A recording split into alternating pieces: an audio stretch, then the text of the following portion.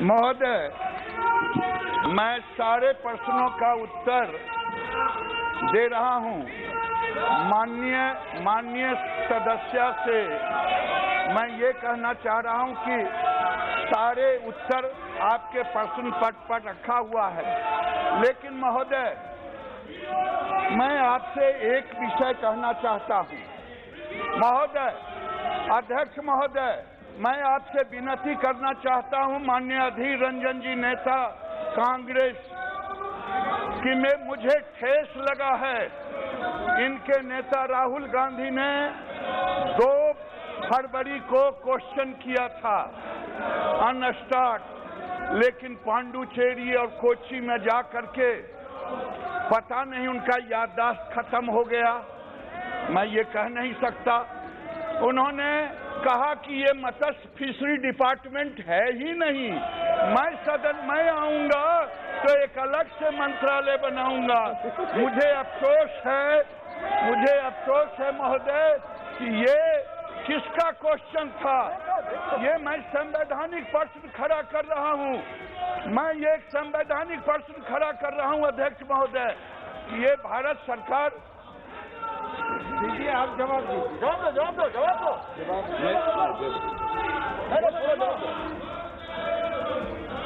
मैंने पहले ही कहा कि माननीय सदस्य ने पूछा है कि राज्यवार ब्यौरा दें, तो उत्तर में ही मैंने दिया है 3,386.57 लाख भारत सरकार ने विभिन्न राज्यों को दिया है, राज्यवार ब्यौरा है।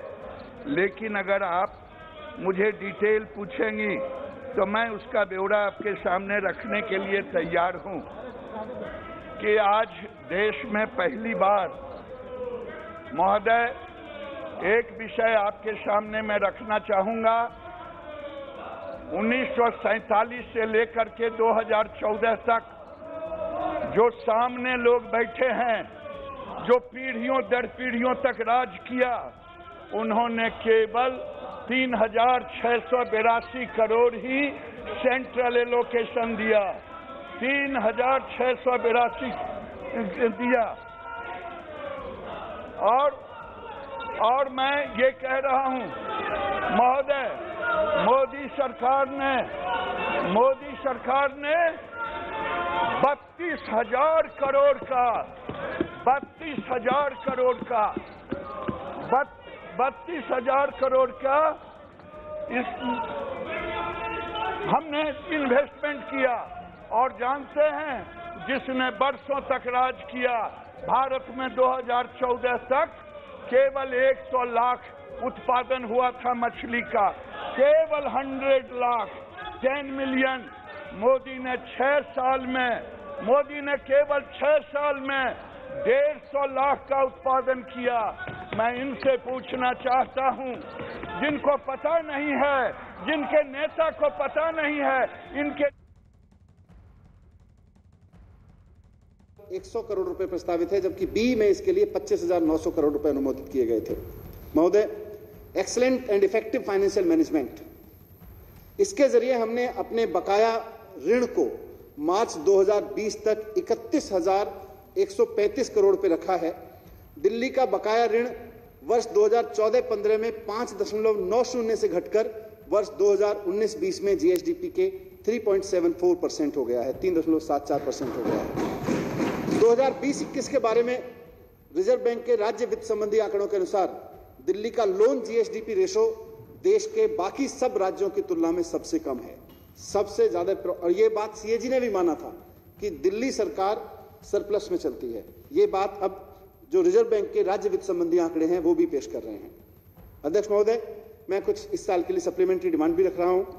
वर्ष 2020-21 के दौरान आरई में 891 करोड़ 87 लाख 40 हजार रुपए की सप्लीमेंट्री डिमांड्स की आवश्यकता होगी। इसके लिए मैं सदन का अनुमोदन चाहता हूं। अब मैं आपके समक्ष अगले वित्त वर्ष के लिए बजट अनुमान पेश कर रहा हूं।